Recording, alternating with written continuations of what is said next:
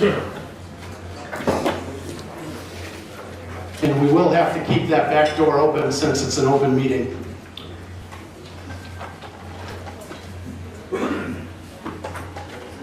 We're going to go ahead and call the meeting to order. There are no agenda changes.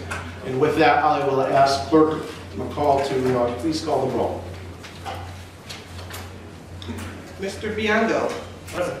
Mr. Booker. Present. Mr. Boomer. Mrs. Crosby. Here. Mr. Fellers. Mr. Felucia. Here. Mr. Girl. Present.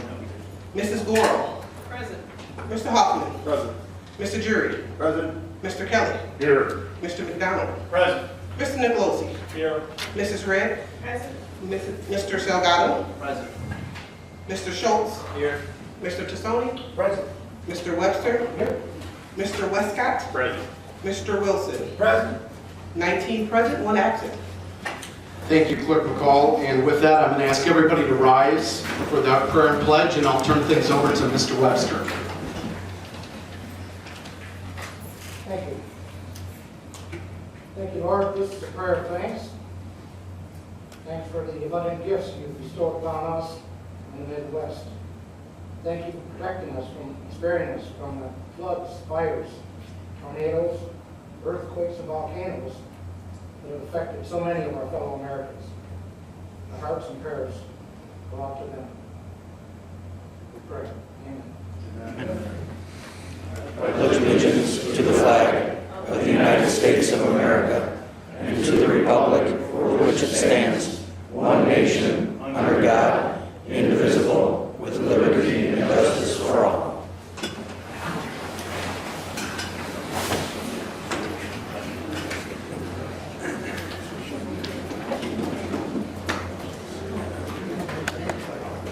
So good evening, everybody. And before we get going with other board business, I'm going to ask Fred Van Vliet to please come on up.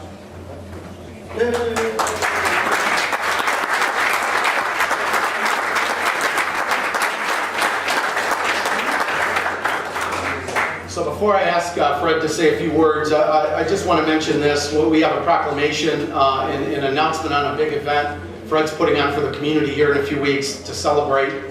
But I had lunch with Fred a week ago, and here's a guy who grew up in this community that we're all proud of. And when I think of a Danica Patrick, I think of a Dean Lowry for the Packers, Jake Smolinski that's playing Major League Baseball, and I think of Fred in the NBA. Obviously, there's a lot we should all be proud of. And Mr. Nicolosi made a good point that you know, when we tune in and watch him play, we're all very proud and feel part of his success. When I sat down and had lunch with Fred, he didn't talk about the fact he's going to sign this big contract this month or about him. He was asking about how he could help get more involved in helping young folks in this community. And in an hour-long lunch, he didn't talk about himself one time. We talked about how he could get involved and maybe partner with folks in community organizations to give back. And I think a little more of that mentality in our community, I think would go a long way. So thank you more than the basketball for that approach. And so thank you very much, Fred. We do have a proclamation today, and we're celebrating and recognizing the 2018 Fred Van Vliet Fan Fest coming up.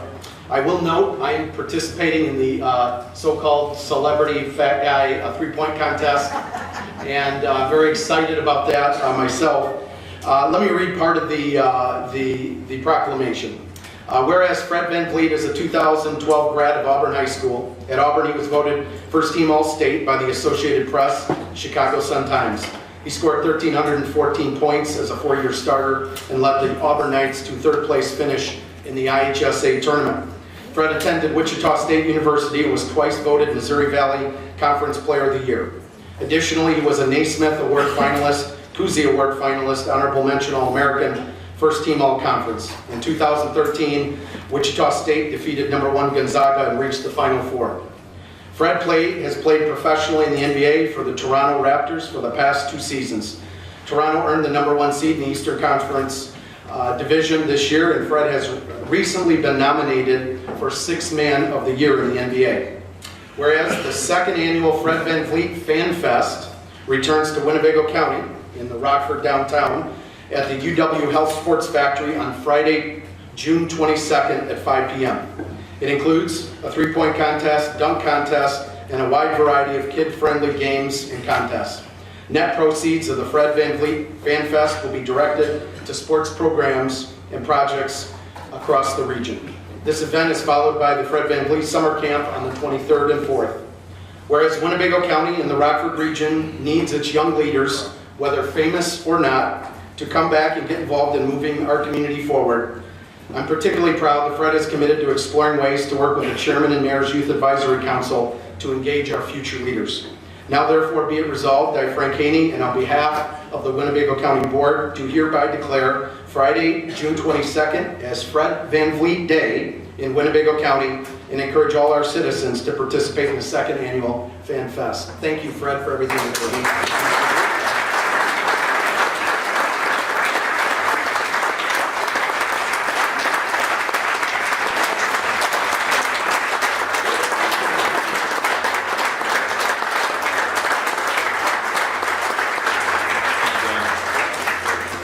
Thanks, Frank. Thanks, Board, and people for having me here. Obviously, I'm really proud to be from Rockford. I keep coming home, and I don't have to, obviously, but it's where my family is. I'm going to keep coming back. I'm here. Immediately, I have a camp next week, and I hope that if you can't come out and participate, that we have an option to sponsor kids who can't afford it.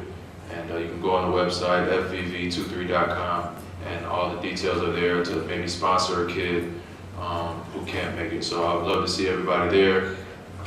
Obviously, thanks for having me here. I'm not going to keep you too long. I know you got real important stuff to do here. And I'm going to sneak on out of here. But again, I'm so happy to be here. I'm very thankful. Obviously, I try to embrace the community, but it's just as important to me to be embraced back. So everybody in this room cares about something that pertains to the city, whether you agree with each other or not. And to me, that's all that matters, is that we care and we keep striving and keep working to a better future. So thank you all again. I'm around. I'll be here for the majority of the summer. And if you guys need anything, just let me know. Thank you.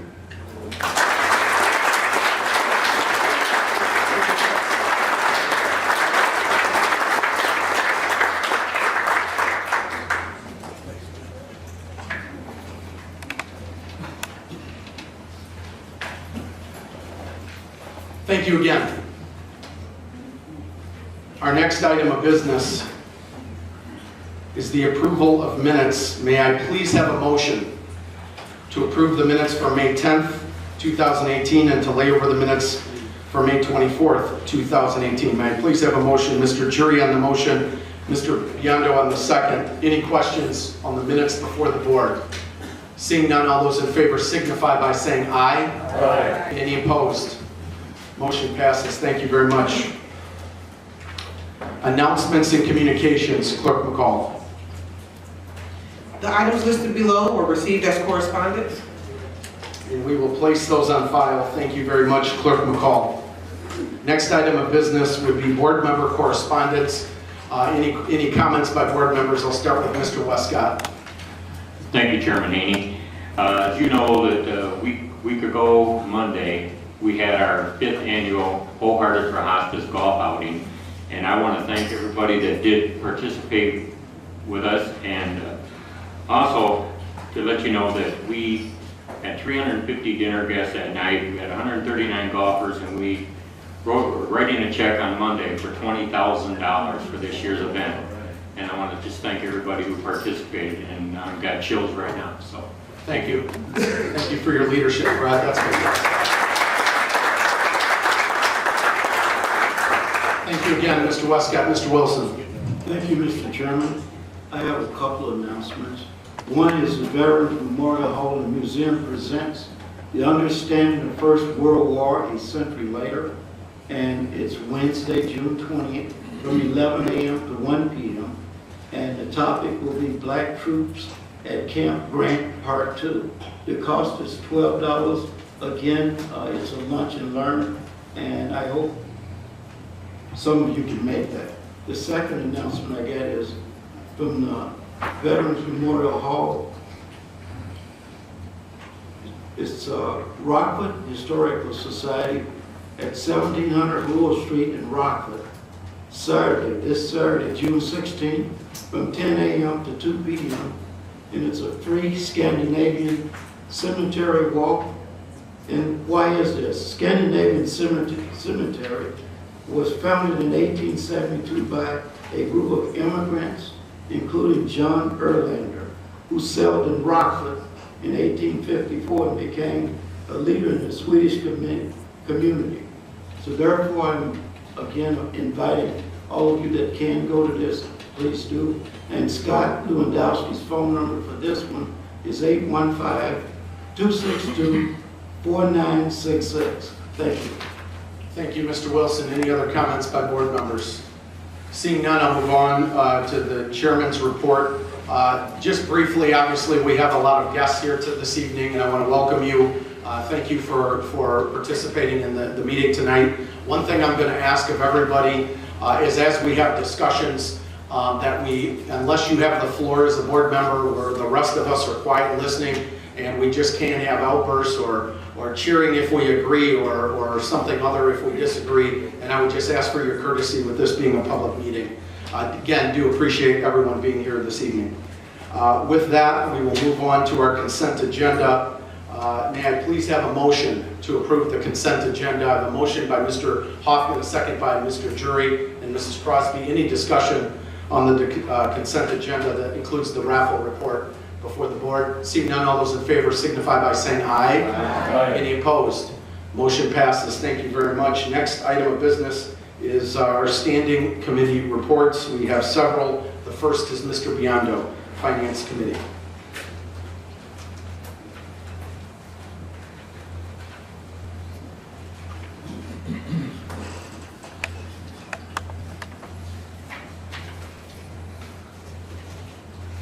Thank you, Mr. Chairman.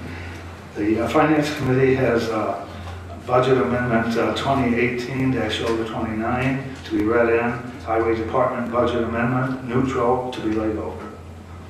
Okay, we will. Since the vote was unanimous, the Finance Committee 7-0, it is also budget neutral. Therefore, I'd like to try to suspend the rules. I'd like a motion to suspend those rules. We got a motion to suspend the rules, which would allow us to vote this evening on this budget neutral amendment. I got a motion by Mr. Biondo. May I have a second? Mr. Hoffman and Mr. Gurl. Any discussion before we vote to suspend the rules or not? Seeing none, all those in favor of suspending the rules signify by... Roll call. We will roll call on that. Thank you, Mr. Jury. So I'll ask the clerk to call the roll. A yes vote means we would suspend the rules and have an additional separate vote on that immediately following. A no vote is not to suspend the rules. Clerk will vote. Mr. Nicolosi? Yes. Mr. Biondo? Yes. Mr. Booker? Yes. Mr. Boomer? Mrs. Crosby? Yes. Mr. Fellers is absent. Mr. Felucia? Yes. Mr. Gurl? Yes. Mrs. Gurl? Yes. Mr. Hoffman? Yes. Mr. Jury? No.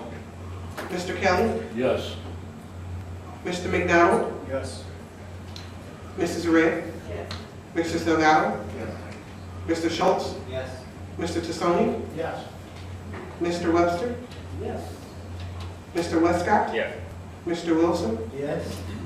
We have 18 yes, 1 no, 1 absent. Thank you. So the motion to suspend passes. We've suspended the rules, and I'll turn things back over to Mr. Biondo. Yes, I'd like to then move for approval of Budget Amendment 2018-029. Got a motion by Mr. Biondo. May I have a second? Second by Mr. Wilson, Mrs. Crosby, Mr. Webster, and I believe Mr. Boomer. Item is now before the board. That's item B under the Finance Committee, the Highway Department neutral budget amendment. Any discussion by board members? Seeing none, all those in favor signify by saying aye. Aye. Any opposed? Motion passes. Thank you very much, Mr. Biondo. I'd like to read in a resolution authorizing change for plan administrators for the County of Winnebago Deferred Compensation Plan and ICMA Retirement Corporation Plan. And I hate to read that in for everybody else. Do I? It's just a resolution, so that's... So then I move to approve that resolution. Yep, since it's a motion or a resolution, we can take action this evening. So we have a motion by Mr. Biondo on item C, and I have a second by Mr. Gurl and Mr. Jury. So the item is before the board. Any questions or comments by board members on item C? It's authorizing the change of plan administrators for the county. Seeing none, all those in favor signify by saying aye. Aye. Any opposed? Motion passes. Thank you very much, Mr. Biondo. That concludes my report. Next item of business, zoning committee, Mr. Webster.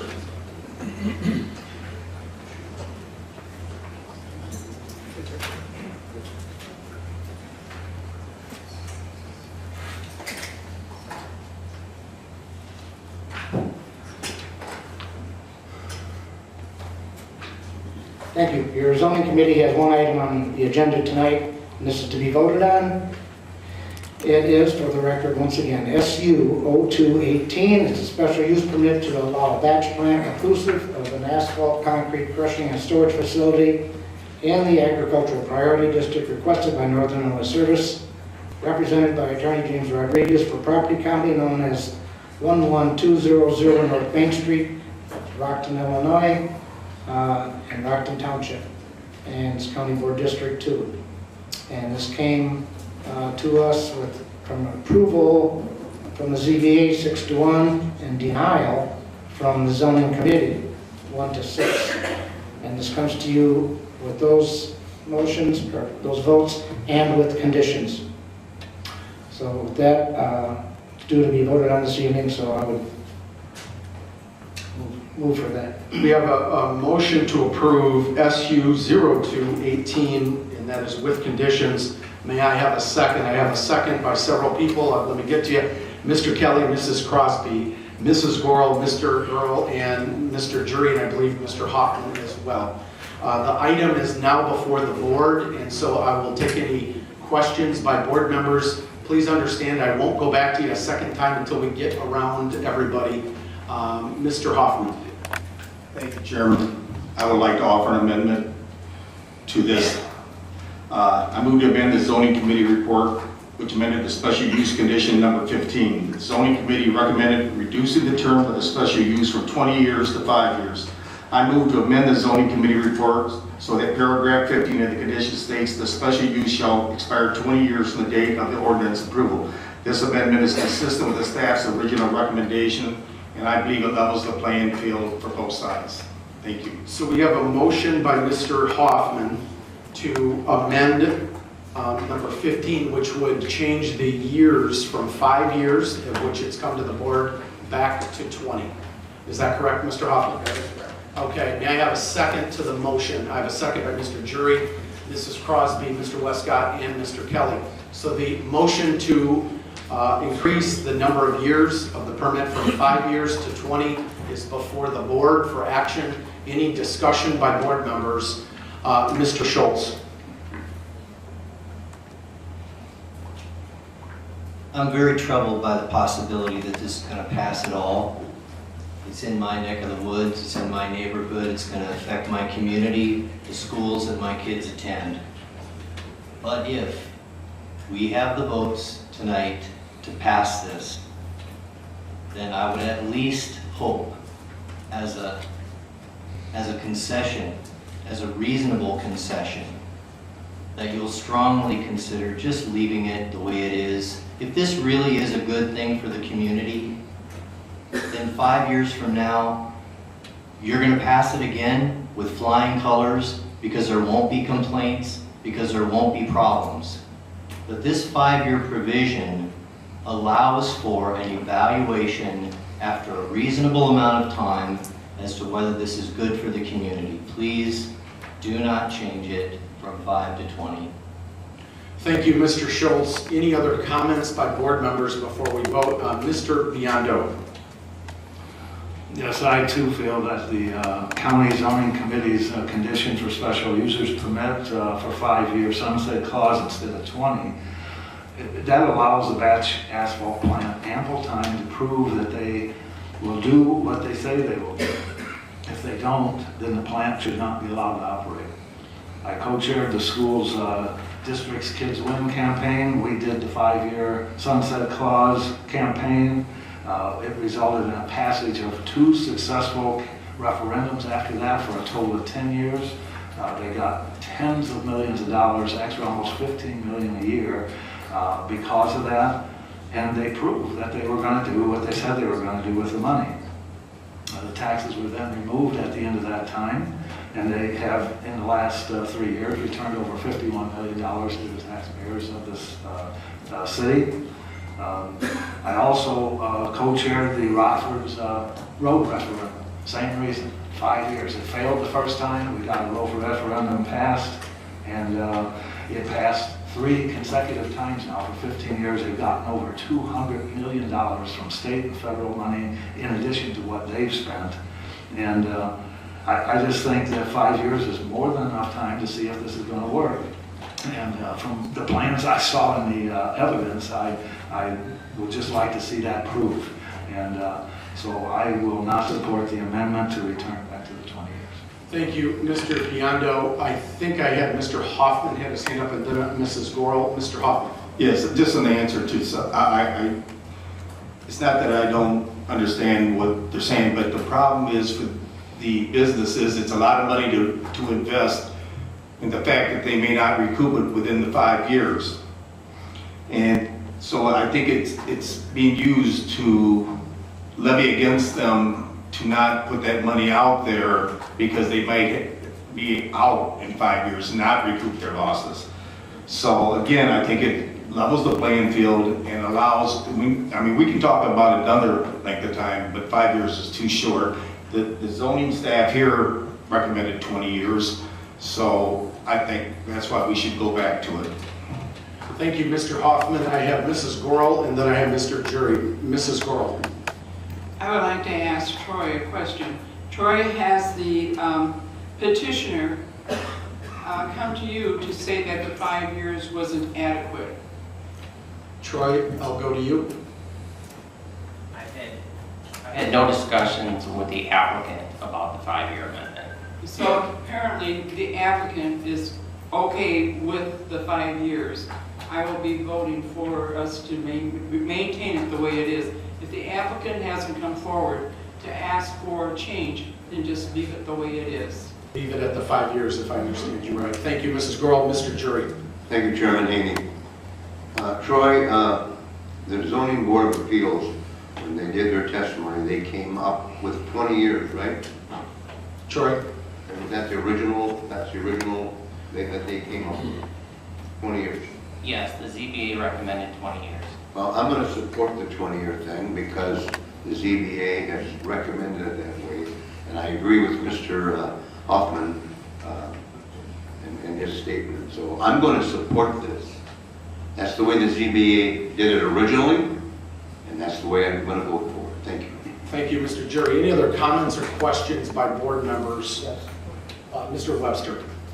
Yeah, thank you. Thank you for all of your comments, your input. First off, it is not totally unusual for us to put smaller time limits on things, as Ted has just pointed out to you. When we are skeptical that something may or may not be what we hope it will be, we have done that in the past. We put shorter time limits on there before. And so when the applicant, if they get the approval that they want, if they've got a good track record after that number of years, as it's already been pointed out, it's a piece of cake. They come back, if they have no wrongdoings or anything, then 99 out of 100 times, they wind up getting it approved once again. Secondly, we do not, should not, make decisions on what it's going to cost an applicant to conduct business. That's not our field. So if, in this case, if the applicant is so confident that that is going to be the best thing ever for that community, they should be satisfied with 5 years. And coming back and asking for it again. So for that reason, all those reasons, that's why I am begging you to leave it at the 5 years. In the event this gets approved by the full county board this evening, at least give these people some breathing room, something to hang their hat on. Thank you very much, Mr. Webster. Any other questions or comments by board members? Again, the item before the board is whether or not to amend to up to 20 years from 5. A yes vote would push it back to 20. If approved by the majority of the board, a no vote would leave it at its present state, which is the 5 years. So seeing no other comments by board members, I will ask the clerk to call the roll. Mrs. Red?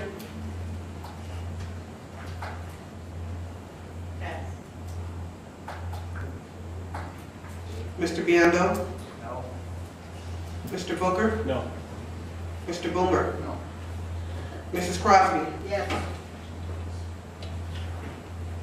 Mr. Fiducia? No. Excuse me? No. Mr. Girl? Yes. Mrs. Gore? No. Mr. Hoffman? Yes. Mr. Jerry? Yes. Mr. Kelly? Yes. Mr. McDonald? No. Mr. Nicolosi? Yes. Mr. Salgado? No. Mr. Schultz? No. Mr. Tassoni? Yes. Mr. Webster? No. Mr. Westcott? Yes. Mr. Wilson? Yes. Mrs. Red? No.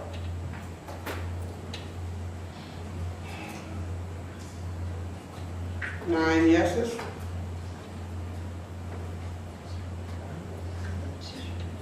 10 noes, Okay. 1 absent.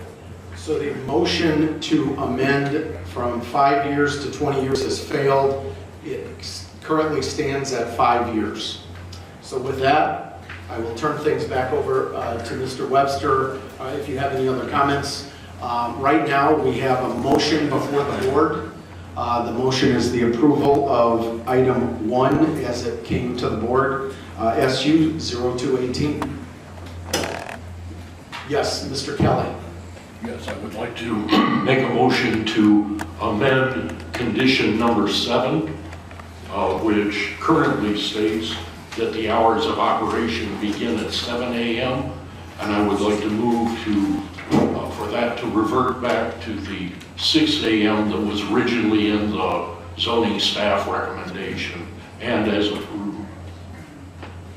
Okay, so we have a motion by Mr. Kelly to amend condition number 7, which would change the hours of operation starting not at 7 a.m., it would move it back to 6 a.m. with an affirmative vote. We have a motion by Mr. Kelly to start 1 hour earlier. May I have a second to his motion? A second by Mrs. Crosby and Mr. Jury. So the item is before the board and it's to move back 1 hour the start time of the plant. And I'll let Mr. Kelly speak to it first. Mr. Kelly. Thank you, Chairman. Was there a second or? We did have a second. Yes, if I could just back up, since we had a point of order, it was Mrs. Crosby on the second. Item is before the board, and Mr. Kelly. Thank you, Mr. Bianchi. Yes. Contractors start work at 7 o'clock in the morning. They would expect to be able to load blacktop and trucks and get to the job site and start work at 7. The first thing that needs to be done when you're running a batch plant like this is heating up the aggregate, and that takes a while. The aggregate being heated is what makes the hot mix asphaltic concrete hot. It's not heating up the asphalt, it's heating up the rock. And then liquid asphalt is added to the hot rock. It takes a while for that rock to warm up first thing in the morning, and that's why the hours of operation need to begin at 6 a.m. So we have a motion, a second by Mr. Kelly, and then a second, of course, a second by Mrs. Crosby on this item of starting hours of operation 1 hour earlier. 7 a.m. It is currently at 7 a.m. It would be moved back to 6 a.m. Any comments by board members? I have Mr. Biondo, then Mrs. Worrell. Mr. Biondo. Yes, the ZBA's condition for 7 a.m. to start the asphalt operation each day seems to be a reasonable condition to meet the petitioner's permit to allow what I would call less interference with the residents' time during the operation while the residents are still at home. You know, they keep talking, all the questions and things like that were about, you know, trying to hold down the time that all this stuff occurs while people are there. And a lot of people are just getting up, kids going to school, etc. So an extra hour for them to get on their way, I think is fine. I do not support the amendment. Thank you, Mr. Biondo. Mrs. Goro. I have to go along with Mr. Biondo. This is, first of all, it's a residential area, and that's pretty early. I don't like it in my own neighborhood when people start, because of the heat, start early in the morning, and we're all waking up before we even have a chance to start our day to begin with. No, I can't support that. And again, if the petitioner didn't complain about it, why are we? Thank you. Thank you, Mrs. Goro. Mr. Wilson. Thank you, Mr. Chairman. I too, like Angie and Ted, agree that 7 o'clock is a good starting time in manufacturing. That's the time we started, so I don't see any difference in what it is they have to do. Thanks. Thank you, Mr. Wilson. Any other comments about the motion before the board to move back the start time from 7 a.m. to 6 a.m.? Seeing none, I will ask the clerk to call the roll. A yes vote would move things back to 6 a.m. A no vote would keep it at 7 a.m. Clerk McCall. Mr. Salgado? No. Mr. Biondo? No. Mr. Booker? Yes. Mr. Boomer? Mrs. Crosby? Yes.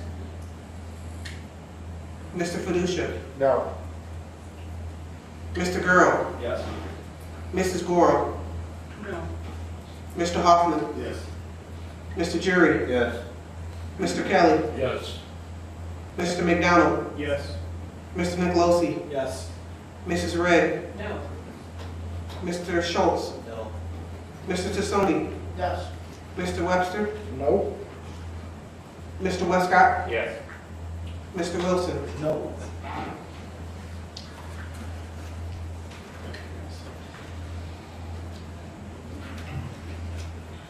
Ten yes, 9 no. So the motion passes. One absent. Oh, that's okay. Thank you, Clerk McCall. 10 yes votes, so we have amended the item before the board to include a 6 a.m. start time. Item is currently still before the board. Are there any other questions or comments before we go ahead and vote? Any other comments? Mr. Webster. Yeah, we're not voting yet, but Mr. Webster had a comment. Mr. Webster. Here we go again. I want to remind everyone in this room, all my colleagues, I want you to think about this really hard before you vote. Every unit of local government has voted against this. There's over 15,000 people in Rockton Township. Now, I'm not going to stand here and tell you every single one of them is against it. But the leaders, the elected leaders of a township that size, Rockton Township, and the village of Township, and the school districts, have all said no. They do not want this to happen. This is not their vision of what they want their community to be. How can we sit here with that many people, and this is just a smattering of the people here that are opposed to that. For 2 years, myself, Mr. Schultz, Mr. Boomer, been fielding phone calls, emails, and text messages from people saying, please do not let this happen. They're afraid of the safety issues, the health issues, their property values, for any number of reasons that may or may not concern many of you because it's not in your district. Voting in favor of this has little to no bearing to any of the rest of you in any of your districts. I fail to understand why you would be so supportive of this.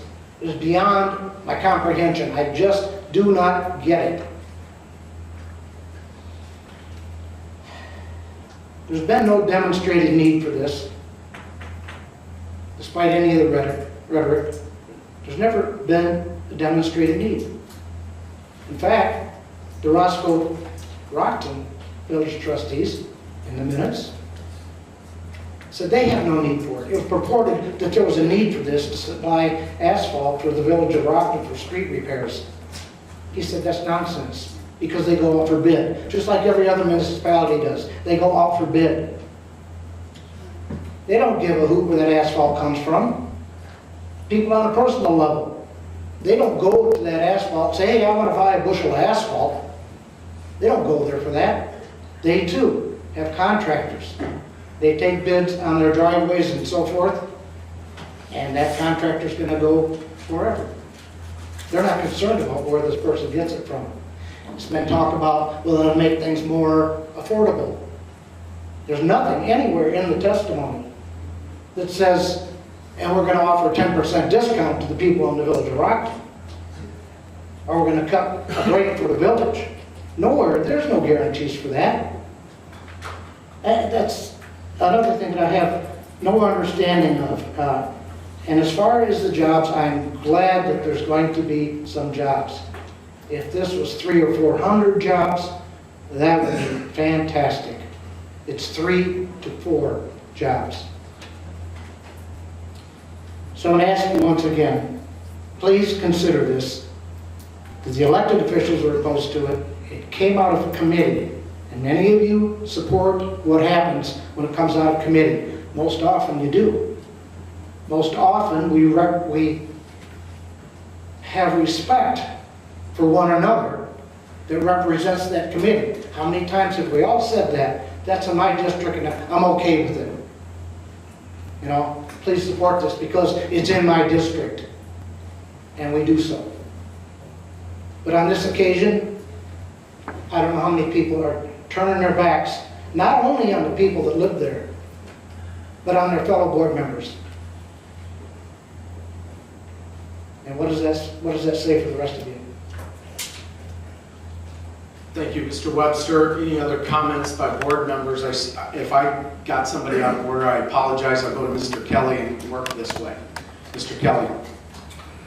It's been said that pure democracy is 2 lions and a sheep voting on lunch. Zoning decisions are not decisions that are supposed to be decided by referendum. I understand there's a lot of opposition to this up in the Rockton area. The opposition is largely based on fear. We've got an asphalt plant down in my district that's been there for decades. The Rock Road plant on the Milford School Road, just blocks away from the Milford School, and they've coexisted for decades. Now, the Milford School is closed, of course, but that's only a reason. But they did coexist while the Milford School was open and operating, and there are residential neighborhoods there. My son lives less than a mile as the crow flies downwind of that plant, and we never smelled anything. And if the health concerns were valid, highway workers would have to wear respirators, and they do not. OSHA does not require that. It's not considered hazardous. I'll be supporting. Thank you, Mr. Kelly. Our next person working over here, I'll go to Mr. Biondo, then Mrs. Gorel. Mr. Biondo. Thank you, Mr. Chairman. I spent about 9 hours reviewing all 354 pages. I got done at 11 o'clock last night before the ZBA hearing beginning on April 17th. The first 2 standards to meet the requirements for special use permit is that its operation shall not be detrimental or endanger the, and I quote, comfort or general welfare of the public. And a portion of the second standard states the operation will not be injurious to the use and enjoyment of other property in the immediate vicinity. Even if there's 8,000 people there and they're on the other side of town, they only need, they 200, 300 people around this thing. That's, to me, is a violation of the second standard. And one of the ZBA members actually saw that, and another one was kind of going back and forth. I think, again, it's my opinion, but after reading that testimony and seeing the excuse that the condition to which the neighbors will need to tolerate the smell, noise, traffic, and other conditions was called subjective by the person doing the testimony for the petitioner, and he said, well, it's subjective. I guess, yeah, if your kid's got, asthma or something like that, it would be a little more than subjective. But to me, to even say that was, I thought, pretty bad. He basically suggesting that since not all who must tolerate the conditions will be affected, then it must meet the standard. The standard states the immediate vicinity of the operation. The experts were not present for the petitioner. The owner did not appear as a witness for his own operation. All the experts on wind direction, soil experts on the bottom of the quarry, which could affect groundwater, past violations of dumping, etc., were all on the side of those affected by the permit. The standard reply for the petitioner's attorney was repeatedly, I don't know, and that's over my head. I don't know how tall he was, but it was over his head a lot. And the owner should have been required to convince the ZBA members and assure the residents affected that here's the data to prove that there's no problem. He didn't do that. Nobody did. As a matter of fact, he should have said, here's my plan. That wasn't presented. It didn't even exist. So instead, there was no rebuttal by the petitioner. I kept waiting with all the, I thought, pretty good arguments by the witnesses. The guy just sat there. He didn't do anything. So the entire school board, the superintendent, all the village trustees and township trustees unanimously opposed the plan, busing kids on the same road, which also presents a danger to the residents, and there's a park directly across the street. I've spent 25 years of my life voting for constituents, whether they're in my district or not. And I will not support this special users permit for these, and there's many other reasons too numerous to mention. Thank you, Mr. Biondo. Mrs. Gorel, and then I believe I had a hand up, maybe Mr. Tassoni. I have to agree 100% with Mr. Biondo. I also want to thank him for reading that 350 pages of testimony, because as you see, the petitioner again did not come and support what they should have and showed us even some type of a plan. How ZBA actually passed this, I don't know, but they did.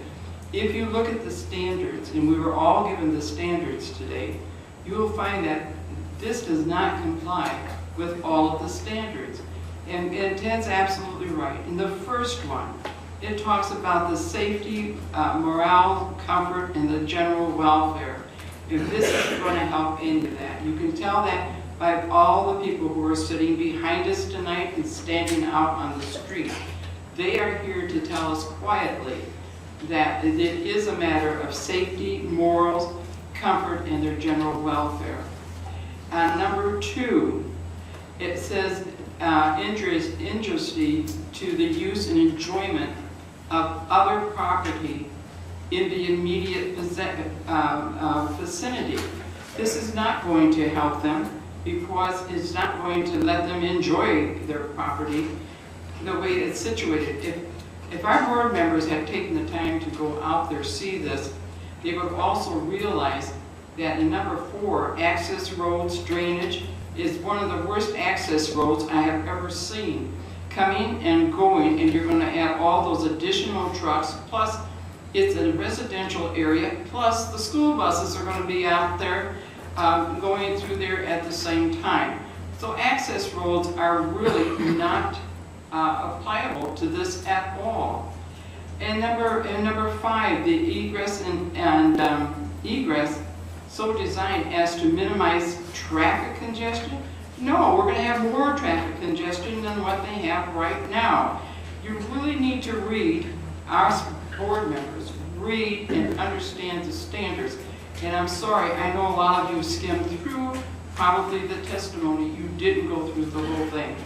I will be voting against this tonight. I also agree with Mr. Webster, and I agree with Ted Biondo that we have to look at all the people, not part of the people. This is the first time that we've had so many people come out and to reject an asphalt plant. We've only had just not even a handful before. And now here we have a whole half of a village coming out and talking to us about it. When you do have 3 board members who have the surrounding area, that's telling you something too, that they need to also be supported by us as board members. Thank you. Thank you, Mrs. Gorel. I have Mr. Tassoni, and then I have Mr. Boomer, then Mr. Wilson, then Mr. Jury. Mr. Tassoni passes. Okay, thank you. Next up, Mr. Boomer.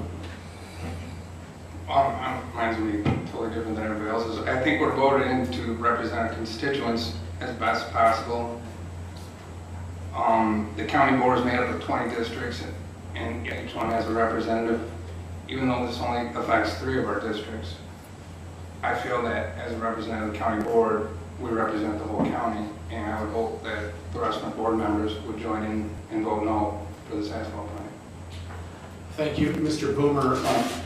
I believe I had Mr. Wilson. Thank you, Mr. Chairman. I just have a statement, and it's like this. We all have a decision to make on this special use permit. Unfortunately, we have to make a decision, popular or unpopular. This is our job. Thank you. Thank you, Mr. Wilson. I believe I had Mr. Jury is next. Mr. Jury. Thank you, Chairman Haney. I'm trying to think where I'm going to start. I've lived by an asphalt plant for 18 years. And by the way the crow flies, it's about 4.5 blocks.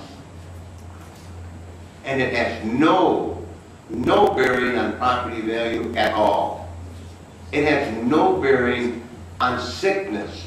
I've never attended a funeral for one of my neighbors yet. Now, let me tell you about schools. There's a school from that blacktop plant when it was operated, was about 2 blocks. My brother went there. My mother and dad lived 20 years 1 block away from an asphalt plant. And it had no bearing on their health. My dad died at 87. And Angie, the road you're talking about is a major highway built for heavy traffic. The road is a state highway. It's a state highway. I'm going to ask everybody. It is a state highway. I used to travel it back and forth when I went to the wagon wheel. So the road is a truck traffic. There's Okay, hold on, Mr. Jury. I'm just going to ask you. Yeah, excuse me. I'll come right back to you, sir. We're going to ask everybody not to react to comments being made by board members. I would also say let's make sure that we keep the tone at a dialed down level. I'll go back to Mr. Jury. Thank Mr. you. Jury. Thank you, Chairman. So having said that, yes, we represent everybody in this county.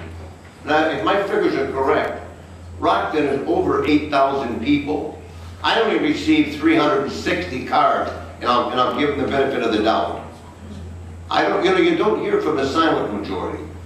I'm going to support this because we need jobs in this community. Not 3 jobs. How many jobs do you think people are going to take the truck and drive there? Those are jobs also. And let me tell you another thing. When Mr. Biondo said that they didn't pay taxes, they do pay taxes. We don't charge, when we go up there, Winnebago County or Rockton, no, they don't pay sales tax because they're government. But when they build a parking lot for their new store or put a driveway in, they do pay sales tax. Thank you. Thank you, Mr. Jury. I believe we got a couple other hands up. I'll go in order. Follow up by, actually, before I go back to you, Mrs. Gorel, Mr. Tassoni, did you have a comment? Okay, you'll pass. I'll go back to Mrs. Gorel. Mrs. Gorel. Thank you. Mr. Jury, in our day, that was a highway. Today, it is a service road that is all broken up, falling apart, and someone needs to fix it before you start putting those heavy trucks back on it. I'm sorry. Even school buses shouldn't be on that service road. The highway itself is a 4-laner. That's different. This is a plain old service road that you and I used to know as Route 2 going to the wagon wheel. That's gone, been gone, and it needs to be gone or replaced because it's in such poor condition. You have added to the danger of the residents in that neighborhood by not having that road fixed to begin with and then putting those heavy trucks on it. You know, let's be reasonable about all this, county board members. You have standards to follow. We have standards as our committee that we have to follow and take a close look at. Even at committee, we voted 6-1 on this. And it's because of the fact we took real hard looks at it. We went out and visited that area, familiar with that area, know what's going on. No, they are not in my district, nor will they ever be in my district. But they're still residents of Winnebago County, and they also deserve the courtesy of having this looked at through their eyes and not our eyes of what should be done where I live. When I was young, I lived next to a quarry. When you talk about the quarry that you live close to, that quarry is so deep that one day you're going to have Chinamen coming out the bottom of it. They can put a hot air balloon in that quarry, and you can't see the top of it. That's how deep it is. So you have to also consider the depth of a quarry and what's going into it. There is more to all this. I wish all of you had read the testimony. And again, the petitioner wasn't even there to present their side of it properly. And why would we vote for that when we have no facts, we have no figures. What is it going to bring in? What is it not going to bring in? How much is it going to, you talk about economic development, how much is it going to actually bring in? They don't even have that for us. There is no plan, there's nothing. So thank you. Thank you, Mrs. Gorel. And just one point I wanted to add, and I'll ask Mr. Kurlinkus to correct me if there's anything I'm saying that's not factually correct, is the board, of course, is being asked to consider the testimony, the record that was entered in the hearing for the ZBA. And I just wanted to make sure that we pointed back to that. Any other questions? And I'll go to Mr. Salgado a first time before I go to Mr. Jury a second time, if that's okay. Mr. Salgado. Thank you, Mr. Chairman. As you know, I'm part of the zoning committee, and I'm going to give a similar speech that I gave that day. And so I just want to make a disclaimer, and for the record, the things that I'm about to say are essentially what are in the testimony, which you just alluded to. That's what's in there. I know there's been a lot of controversy. There's been a lot of talk about public opinion doesn't matter and it's out of the context or whatever. Okay, fine. So I like Mr. Ted Biondo's point of view, the way he presented his information. I have similar thoughts to that, relating to that. So I just want to be crystal clear here that the testimony, I'm going based on the testimony and the facts that were presented. And a lot of what Mr. Biondo said is true. So I gave the whole discussion with Northern Illinois Service Company. I mean, they filled out the application, it fits the plant map, I give them that. No big deal. They present also about EPA, the AHP, not pollutant. Okay, it's in the air, the odor, whatever. Fine. However, there's a lot of discrepancy because Mr. Rodriguez, the attorney, that representative, says, yes, it will smell, it will cause some issues with them, it will cause some discomfort. So if you look at the standards, it says comfort and public safety. I'll give them public safety, public health may not be an issue, but the comfort and other things are related. So it's one or the other and subjective on that aspect of it. But once again, Mr. Rodriguez would say it's not harmful, but it's an irritant. It's on the pages of 32 and 33. It's all over there when he was being cross-examined and everything. So on that aspect, he brought up the real estate. Once again, he gave about the Byron plant. You know, that was after it was already after the fact that it was brought in and built. Homes were already. That was part of the testimony as well. There is no proof. He gave that it increased. Yes, the evidence that was there, he presented that it was an increase. I gave him that and that aspect of it. So there are other aspects of it. So I read this whole thing, just like Mr. Biondo and others the 400, 300 page. But I'm not so much concerned about the smell myself. I'm more concerned about the dolomite. The hydrogeologist, upon the testimony that was there, there's been violations from the quarry for the EPA. They've been fined.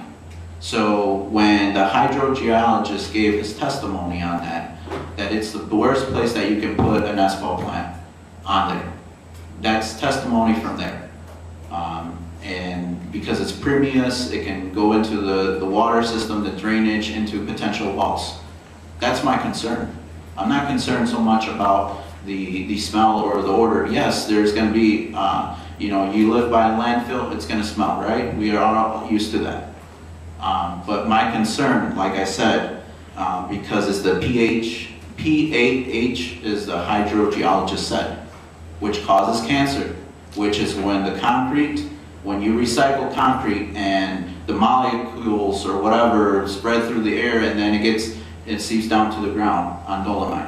That's my concern. That's a huge concern to me. Not so much of the smell of it. We get so hung up on the smell and everything, but what about the water, the contaminant of that? That's in the testimony. That's in there. Based on the dolomite. On page 243, if anybody wants to read more about it and going forward. Then the other crucial that we've talked about here is every single elected official, for the most part. Mr. Dave Winters came up and presented his testimony as the village trustee. They tried annexing their property, and then they found out about the regulations and all the stipulations. They pulled that out. So they tried to go around the system. They came to the county once. They pulled it again. So what does that say? I mean, I don't know. I can't decide for anyone else. I can't tell Ms. Red, hey, I'm going to do this, and whether you like it or not, even if it's in a different district. If there's a consensus that the village does not want it, I really can't force it upon anyone else. It would be unfair and unjust on that aspect of it. So that's where I'm coming from. I mean, the testimony, they tried. Once again, Mr. Winters, we may not like Mr. Winters, we may love Mr. Winters, whatever. It's testimony from the village trustees. That says a lot on that aspect. And they tried to put ordinance in place for that just because they didn't want the asphalt plant. If it doesn't speak to anything, I don't know what else on that aspect of it. So, I'm not done yet. Keep going. So, the other pieces of it, and Ms. Laurel brought it up, they talk about job creation. Well, give me numbers, 3 to 4, 500,000, what's that equate to? Give me numbers. Any time, and I disagree with Mr. Webster on the aspect of, well, we can't talk about numbers, about their costs and this and that. I get that. But if it's going to benefit the community, I would like to know what the numbers are. How much revenue is it going to generate? 3 million, 4 million, 5 million, 10 million. Give me a number. Then we can start talking about the issues that we have with the air pollution, whatever the concerns of the community. We can work in that way. Let me give you a perfect example. We have the landfill in New Milford, right? We get host fees money for that. Why? Because we know that it's a landfill and it's creating some potential hazards, maybe. And so we get a percentage. It's called social corporate responsibility. I'm not asking Northern Illinois Service to provide them $10 million, $1 million. I'm saying work with the community. If you know you have a park, you have a school, work with them. Say, hey, let's negotiate on some way to make sure that we are safeguarding these issues. Instead of saying we're going to go through it and we're going to try to go around it. That's the way. I look at the rate of return. I need those numbers. Yeah, it's going to create 80,000 tons. How long does it take to create 80,000 tons? 3 months, 4 months, the whole 8 months? That's stuff. I don't see a cap on it. You know what? It would be a good idea maybe to put a restriction or a condition. Maybe just a production of 80,000 tons. Once they're done, close it down for the season. I don't don't know if that's gonna be enough or whatever. Those are the things that I'm looking at. So I just, from the testimony, and this is all coming from the testimony, it's not my personal, that I have a bias or that I don't like it. I used to live by a quarry, Old Charles Street in Mulford. I have a home now, I rent that home. It's right in the quarry. I used to hear the dynamite as well, as Mr. Jury would say. I'm not opposed to having an asphalt, whatever, but the residents have spoken out. They're the ones that want it. The village trustee have come forward and said they didn't want it. The superintendent doesn't want it. Testimony's in there. I'm not making this stuff up. So think about that stuff. You can vote the way you want, but if we call out each other and say, well, public opinion doesn't matter, well, I'm giving you facts. I'm giving you stuff that's concrete on that aspect of it. I'm for jobs. I wish the momentum that we have out here, that people come out here, I wish they would show up to the budget meetings that we have, the finance committee, the operations committees, to help us solve these problems. Let's focus on crime. I would like the same momentum that we have and the passion that we want to get this passed or denied. Let's use that momentum to move forward. That's what I'm looking for. And I hope that, hopefully, like we did with ICE, the huge controversial, we passed that. Where are those folks that are trying to help us solve some of these issues in our communities and our county? So I urge you guys, don't stop fighting, but also hold us accountable and ask questions and be involved in the process. That's what I hope this comes out of. So whatever, as Mr. L.C. Wilson said, whether you vote yes or no, at the end of the day, it's a responsibility. So thank you. Thank you, Mr. Salgado. Appreciate your comments. I know we had a couple of folks, a couple other hands up. Mr. Biondo, I think that I don't see any other first-time hands up than Mr. Schultz. Mr. Biondo, then Mr. Schultz. It's short and sweet. Basically, mine, again, is testimony. The testimony that was presented at the ZBA meeting was not based on actual data, but the witness having looked up his information on the internet. And he used that and some other report and the internet, it was his statement as witnesses, and acknowledged on the subject. The internet, the problem with the internet, not that it doesn't have facts or not, it's the fact that the ZBA members could not cross-examine the authors of those items, and they weren't present. Nor do the others who get to question witnesses. They weren't able to do so, but it was placed in evidence. And I thought that was kind of interesting. And the last thing is the stacks are coming up about 30 feet above the rim of the quarry, and I'm just saying, if you've seen chimneys, they usually put them up pretty high. It's because they're going to distribute it all over that neighborhood at 30 feet. And there was no data. The representative from the NISC did not have data to show how far the pollutants would travel, nor where it would occur in the air or at ground level. So there's just so many things that affects the status of constituents living around this that I don't see how it passed number 2. It's impossible if you read it. Thank you, Mr. Biondo. Mr. Schultz. Thank you, Mr. Chairman. My colleagues have done a good job of outlining the fact that this is not about whether or not we are for or against asphalt plants. This is about the specifics of this location as to whether it is a good spot for an asphalt plant. The testimony has all kinds of clear evidence that this is not a good location for an asphalt plant. So for those of you that are just saying, oh, they're against an asphalt plant, that's not what's in the testimony. That reveals to me that you didn't read the testimony. And so I'm pleading with you as a last-ditch effort, please. If you came in here and said, I'm going to vote with the union because the local 150 is twisting my arm.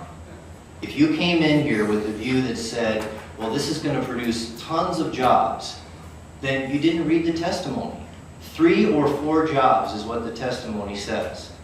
And yeah, they're good paying jobs, but it will send a terrible message to the public if we say that a few jobs on one hand is more important then not hundreds, Gary, but thousands of local residents who have expressed their view very clearly that they're opposed to this. What are we telling our community? We know that our government is being attacked because special interests have an outsized influence on how votes are passed. We know that. We know that that's one of the main reasons why government is not trusted today. And what are we telling our constituents? And yes, they're your constituents. If we walk out of here, we pass this, the benefit of a few outweighs the benefit of the many. Please don't do that. Any other comments by board members before we vote? Seeing none, I will ask the clerk to call the roll, please. A yes vote is to pass. Obviously, a no vote is to decline. Mr. Schultz? No. Mr. Biondo? No. Mr. Booker? No. Mr. Boomer? No. Mrs. Crosby? Yes. Mr. Fiducia? No. Mr. Girl? Yes. Mrs. Gore? No. Mr. Hoffman? Yes. Mr. Jerry? Yes. Mr. Kelly? Yes. Mr. McDonald? Yes. Mr. Nicolosi? Yes. Mrs. Red? No. Mr. Salgado? No. Mr. Tassoni? Yes. Mr. Webster? No. Mr. Westcott? Yes. Mr. Wilson? Yes.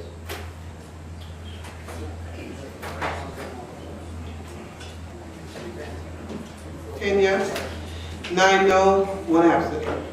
Item before the board passes 10-9, so the motion has passed. Thank you very much for a good discussion. Thank you, Mr. Webster. I want to remind you, We'll go ahead and clear the room.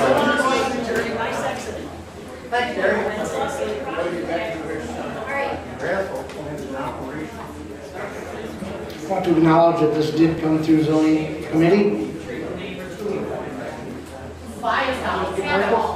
Actually, I'm going to just hold Mr. Webster. I'll come right back to you, sir. We'll just take one quick minute.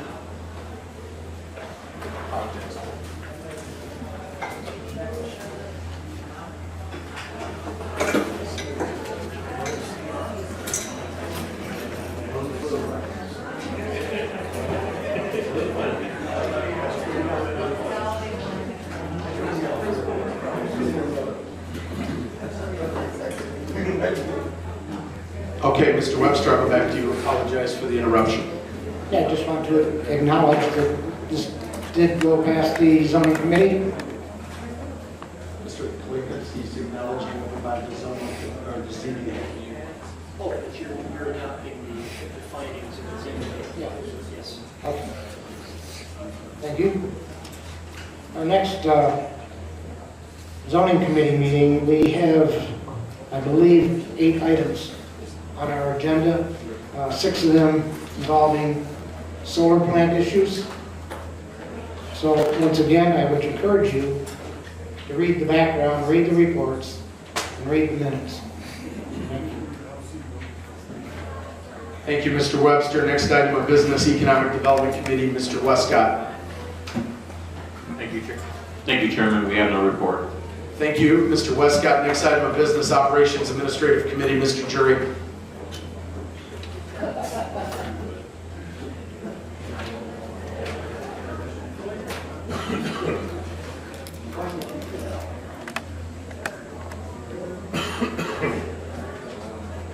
Thank you, Chairman Haney. Your Operation Administrative Committee has several resolution and ordinance before you this evening.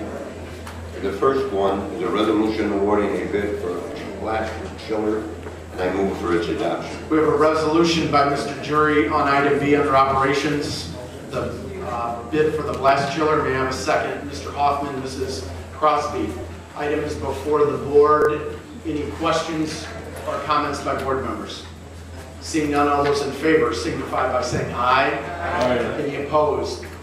Motion passes. Thank you very much, Mr. Jury. Thank you. The next one is a resolution awarding a bid for laboratory services, and I move for its adoption. We have a motion by Mr. Jury on item C, the bid award for laboratory services. May I have a second, please? A second by Mrs. Crosby, Mr. Hoffman, and Mr. Gurl. Item is before the board. Any discussion by board members? Seeing none, all those in favor signify by saying aye. Aye. Any opposed? Motion passes. Thank you very much. Mr. Jury. Thank you. The next one is a resolution approving amendment to the Health and Wellness Services Agreement with OSF St. Francis, and I move for its adoption. We have a resolution for Mr. Jury on motion, item D, on the Health and Wellness Service Agreement with OSF. May I have a second? Mr. Lescott. Any discussion by board members? Seeing none, all those in favor signify by saying aye. Aye. Any opposed? Motion passes. Thank you very much, Mr. Jury. Okay, the next one is a resolution authorizing the chairman of the county board to execute a lease agreement for space at 55 North Court Street with United Dental Partners LLC, and I move for its adoption. We have a motion by Mr. Jury on item E, the resolution authorizing the chairman of the board to execute a lease agreement for space at 555 North Court. May I have a second? Mr. Booker. On the second, any discussion before we vote? Any questions? Mr. Salgado. What's the total dollar amount on this lease? I know it's like 15. Mr. Salgado. As long as I can't shut the door. I'll come right back to you. I apologize. I'm sorry.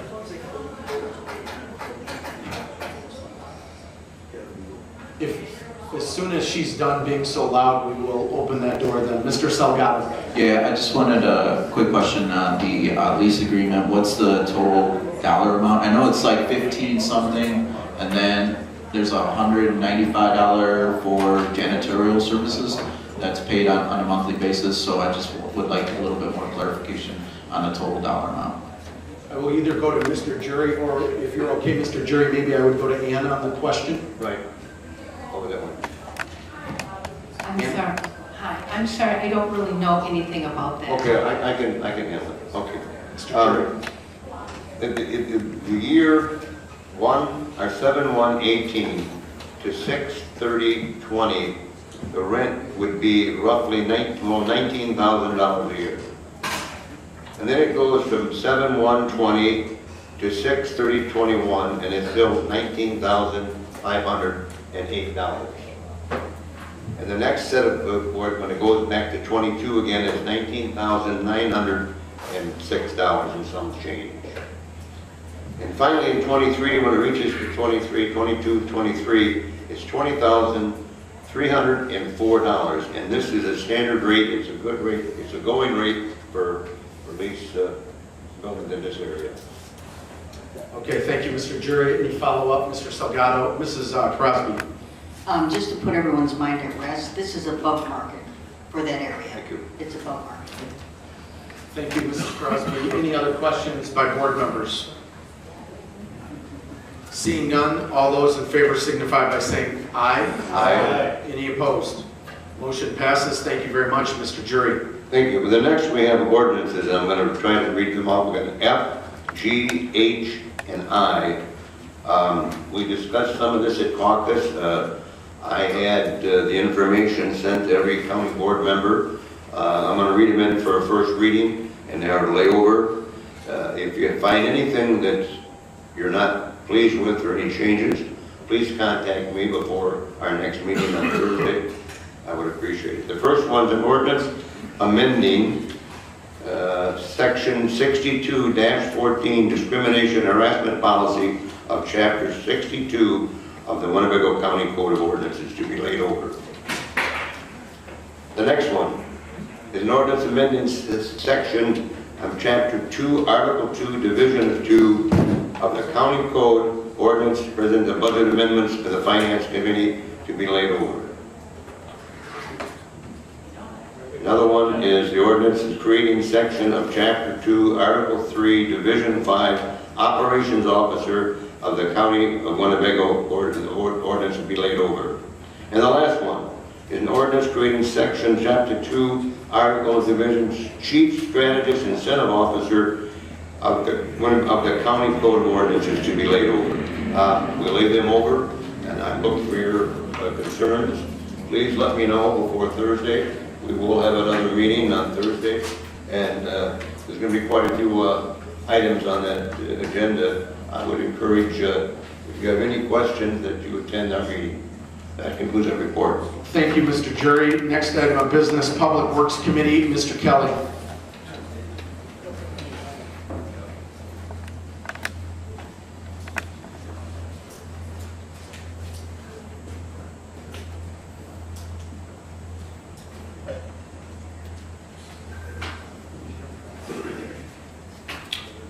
I have several items this evening. First is a resolution determining the general prevailing rate of hourly wages in the county of Winnebago, and I'll move its adoption. We have a motion by Mr. Kelly on item B, the resolution determining the prevailing wage. We have a second by Mr. Tassoni, Mr. Gurl, and Mrs. Crosby. Any discussion on board members, by board members on item B before the board? Seeing none, all those in favor, Mr. Salgado. Just the prevailing wage, that this come from the DOL, Department of Labor, is that correct? Has to be done every year, yeah. Yep, thank you.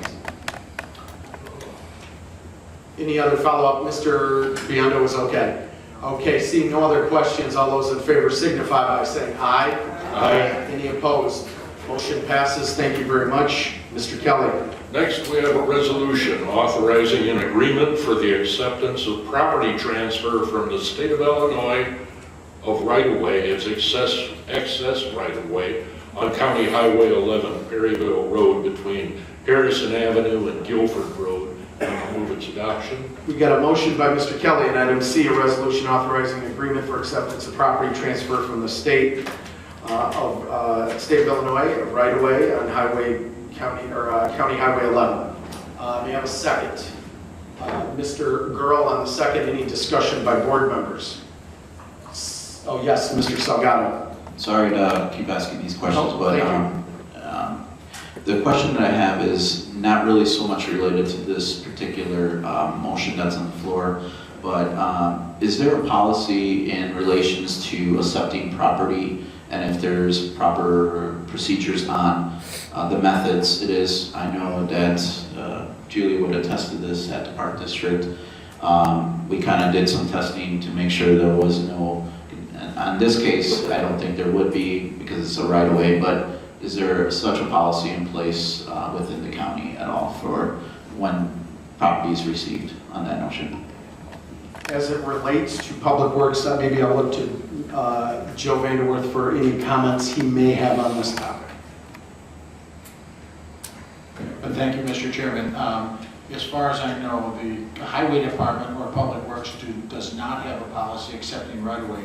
In this particular case, we have right-of-way that on roads that are under our jurisdiction all throughout the county that is actually the underlying right-of-way is owned by the state of Illinois, simply because when we purchased that right-of-way, even before my term of office, we were required to buy it in their name.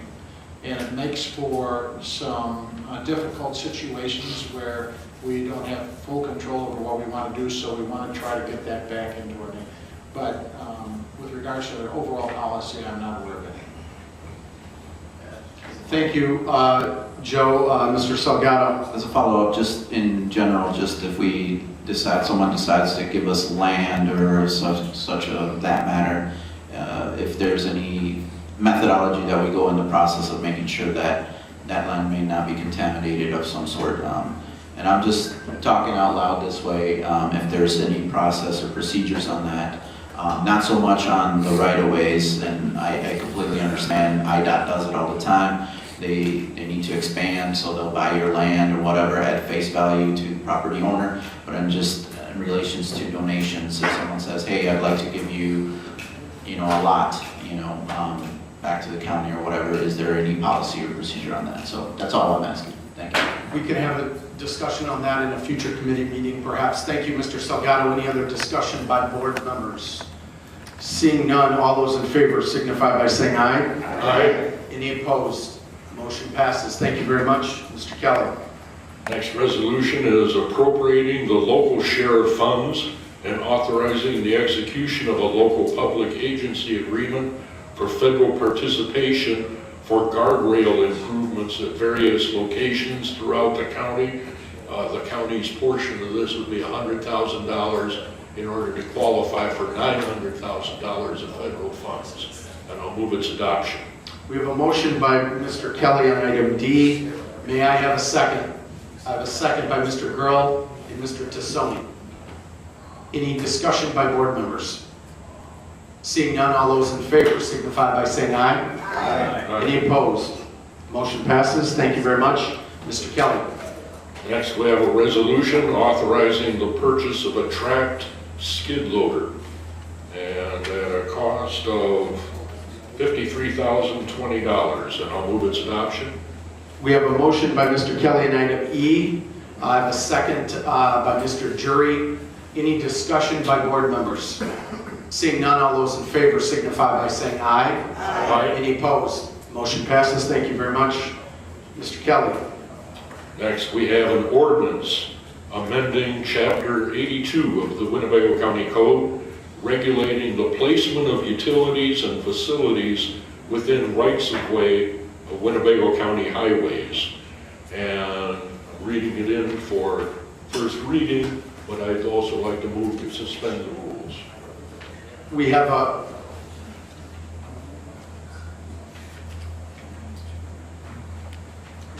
motion by Mr. Kelly on item F to suspend the rules. May I have a second to suspend the rules, which would allow us to vote this evening? I have a second by Mr. Hoffman and Mrs. Crosby. Any discussion before we vote to suspend the rules? Yes, Mrs. Grohl. Thank you.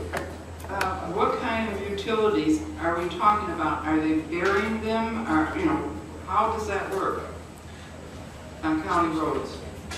I'll go to Mr. Vanderwerth here on a follow-up, if that's okay. Thank you, Mrs. Grohl. The type of utilities we're talking about are such as cable, electrical, internet of any kind, those kind of utilities is generally what we're talking about. But this ordinance also could apply to agencies of government that put in water mains and those kinds of things. But within this ordinance is a statement that I am allowed to have some latitude with regards to that. So the way I look at this is they don't charge us for permits when I'm in their right of way. I'm not going to charge them. I would think that the county board would be okay with that. We kind of looked at that when we did an analysis of these fees, we found that with that exception that I mentioned to you, that the county would be able to collect about $45,000 a year based upon what we did last year. So I think it's a good thing for the highway department in particular. Thank you. Thank you, Joe. Appreciate that. Any follow-ups, Mrs. Grohl? Thank you very much, Mr. Gurl. Thank you, Chairman. I guess this probably pertains more to the city or state highways, but Joe, possibly when they bury utilities and they're not in the right of way, but they have to be on the street, is there any way that we put a manhole or something not in the actual drive lane to where eventually the manhole will fail? There's added cost. There's got to be some kind of new procedure or something to where that we can actually bury and put the manhole outside the driveway. Well, when we see those kinds of things, we try to avoid putting them in driveway. And so we do oversee the plans that they're working with, and we try to catch those kinds of things so that that's not an issue going forward. Excellent. It just reminds me of driving down Charles Street. Every other block, there's a AT&T or a sanitary manhole exactly in the drive lane to where the tires are. It only adds increased damage to the vehicle, increased damage to the manholes, ruins the street. Eventually you have to come out, rip out the manhole, reconcrete it. I think our forefathers and engineers would have seen that. That would have been a problem. But, hopefully, I know you do and some of the state guys do, but moving forward, if we have engineering that clearly states that if we could change that, that would be great. Thank you. Thank you, Mr. Gurl, and thank you, Joe, as well. Any other discussion? Right now, I believe we have before the board. We have item G. Any discussion by board members? Seeing none, all those in favor signify by saying aye. Aye. Any opposed? Motion passes. Thank you very much, Mr. Kelly. Yeah, so we have suspended the rules, so now we'll go ahead and ask Mr. Kelly to make a motion. And I'll move its adoption. We have a motion by Mr. Kelly to approve. I have a second by Mr. Jury. And Mr. Gurl. Any discussion by board members? Seeing none, all those in favor signify by saying aye. Aye. Any opposed? Motion passes. Thank you very much, Mr. Kelly. Finally, we have an ordinance amending Chapter 82 of the Winnebago County Code regulating the placement of small wireless telecommunication facilities within county right-of-ways or on county-owned infrastructure. And I'm reading it in for first reading, but I'd also like to move to suspend the rules. We have a motion by Mr. Kelly to suspend the rules. May I have a second? Second by Mr. Gurl, second by Mr. Hoffman. Any discussion by board members on the motion to suspend? Before we take the vote, I got Mr. Gurl. Thank you, Chairman. If we could just have Joe just give us a little kind of update or a little vision of how much money this actually could bring in the county, I think we'll find that interesting. Joe? Well, on this one, I actually don't know. This is based upon a Senate bill that was passed by the state legislature over the last year. And if we have to pass this ordinance at some point before, I think it was August 15th, or we couldn't collect these fees. And the reason I don't know is we have no experience with this because this is something new. These small wireless facilities can be located by this statute on county structures such as traffic signal posts and streetlights. And we have to allow them by the state statute to put them there so we can collect these fees, but we also have oversight of what they're doing. They have to provide a structural analysis, that kind of thing. But I just don't know how many are going to come into it. A follow-up by Mr. Gurl. Thank you, Chairman. Thank you, Joe. Hopefully here in the future, maybe Comcast can see some value of... Hey, hold on one second. Let's just have one person have the floor at a time. I know we had a tough, long discussion, but let's just have one at a time, please. Mr. Gurl, I apologize. No worries. So as I was saying, as this move into 5G occurs, hopefully Comcast can jump on board and see the value of offering free Wi-Fi, not only to our downtown area, but to most of all the area. This would increase so many things. It would provide people with access to internet that can't afford it, would improve business downtown, and it would be a huge win for everybody except for Comcast, I think. So hopefully, maybe one day, we can have that. The item before the board is to suspend the rules. That's what's before the board, not the official vote, but the motion to suspend. Any questions before we take the vote to suspend the rules, which would allow us to vote tonight? Seeing none, all those in favor of suspending the rules signify by saying aye. Aye. Any opposed? Motion passes. We've suspended the rules. Mr. Kelly. And I will move its adoption. Got a motion by Mr. Kelly in item G. May I have a second? Mr. Jury, Mr. Westcott, and I believe Mr. Gurl. Any discussion by board members on item G under Public Works? Seeing none, all those in favor signify by saying aye. Aye. Any opposed? Motion passes. Thank you very much, Mr. Kelly. That concludes my report. Thank you very much. Next item on the agenda, Public Safety Committee. Mr. Fiducia. Thank you, Mr. Chairman. No report. Any unfinished business? Any new business? We do not have items for close, so I take a motion to adjourn. Motion by Mr. Wilson, second by Mrs. Crosby. All those in favor signify by saying aye.